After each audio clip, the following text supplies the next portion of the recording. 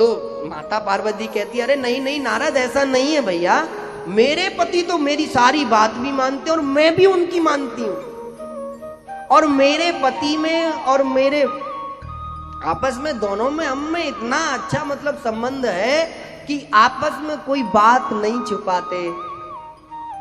बोले अच्छा भैया इतना अच्छा संबंध है? बोले कोई तो बात छुपाते ही होंगे। बोले नहीं नारद, कोई बात नहीं छुपाते। यहां तक कि जो प्रत्येक दिन भगवान की साधना करते हैं ना, उसमें भी कौन सा दर्शन आज भगवान ने मुझे दिया है और कौन सी साधना का मंत्र मुझे भगवान ने दिया है, ये सारे मंत्र तक के मेरे को बताते हैं। बोले अच्छा मैया, इतना प्रेम है तुम दोनों में? बोले हाँ। बोले फिर तो मैया तुमको बताया ही होगा कि भगवान भोलेनाथ जो है ना, उनके तुम्हारे अलावा भी कई ब्याह हुए हैं। बोले मतलब? बोले मतलब जैसे तुम्हारे विवाह हुए तो उसके अलावा भी उनके कई विवाह हुए। बोले कई विवाह हुए? बोले हाँ। बोले ये तो नहीं बताया।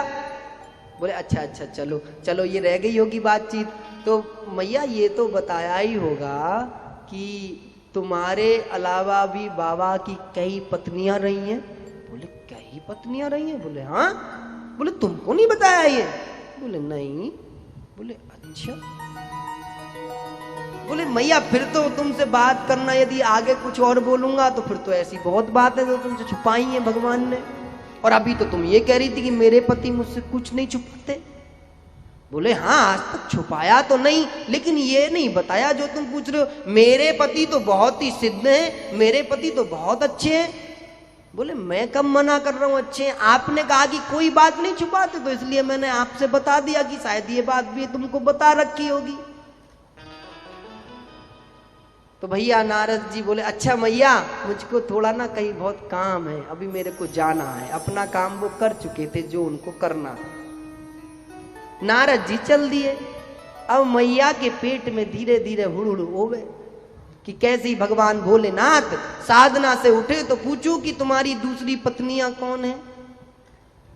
अब तो महाराज, अब भगवान का नियम था, जब भी भगवान भोलेनाथ साधना से उठते थे तो भगवान भोलेनाथ बड़ी जोर से बोलते थे जय राम जी की। तो मैया का एक काम था, मैया दौड़ी दौड़ी अपनी पायल आती थी, पायल की छमछम की आवाज आती थी, तो मैया अपना हाथ में ठंडे ठंडे शीतल जल लेकर के आती थी और भगवान भोलेनाथ को अपने हाथ से वो जल प्रदान करती थी। अब समय आया, भगवान भोलेनाथ ने अपने नेत्र खोले हैं, साधना खोली है, तो भगवान भोलेनाथ जोर से बोले जय राम जी की। प्रत्येक दिन आवाज आती थी, आज नहीं आई है। भोलेनाथ सोचे कि कहीं दूर दूर चले गए होंगे, फिर बोले जय राम जी की, फिर आवाज नहीं आई।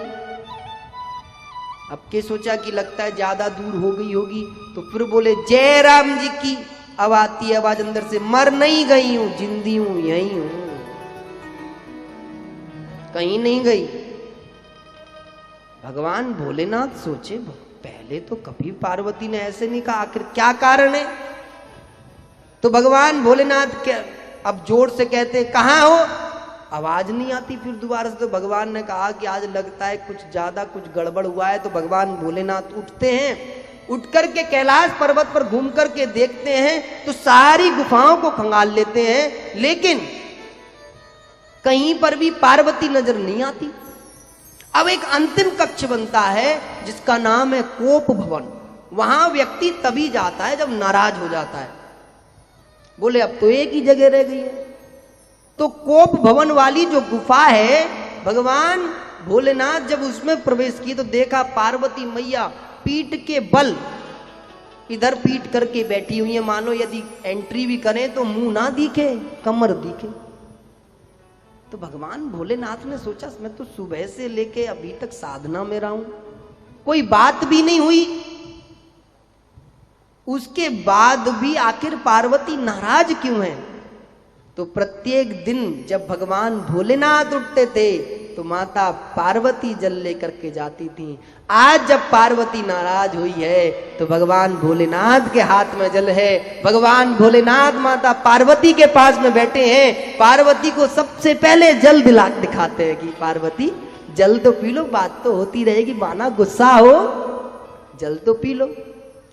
तो पार्वती अपना मुंह फेर लेती है, मानो कितना बड़ा पाप भगवान ने कर दिया हो।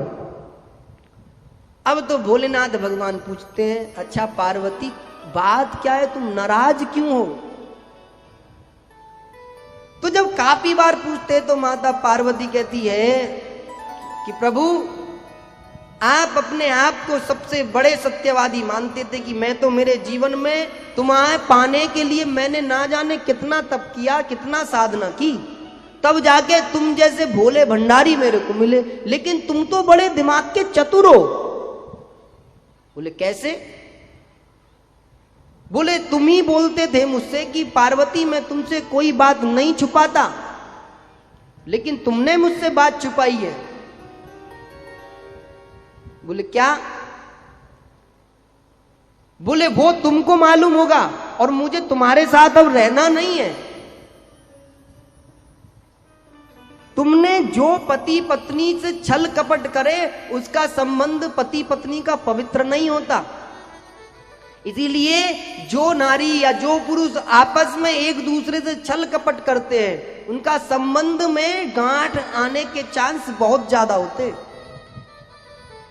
ये जो पति और पत्नी का संबंध है ना, बड़ा मजबूत, दुनिया का सबसे पवित्र संबंध है, सबसे पवित्रतम संबंध है। इसीलिए इसकी पवित्रता बनी रहे उसके लिए प्रत्येक स्त्री को और पुरुष को, दोनों को ही अपने मन इस प्रकार से रहने चाहिए कि दोनों के मन मिलकर के रहें। अब तो भगवान भोलेनाथ पार्वती से पूछते बार बार, तो कहते अच्छा पार्वती तुम एक बात बता दो, बस ज्यादा मत बताओ। बोले हाँ। कि नारद आया था क्या? बोले हाँ आए थे। बोले तो फिर गलती तेरी नहीं है, फिर तुझे क्यों दोष देना?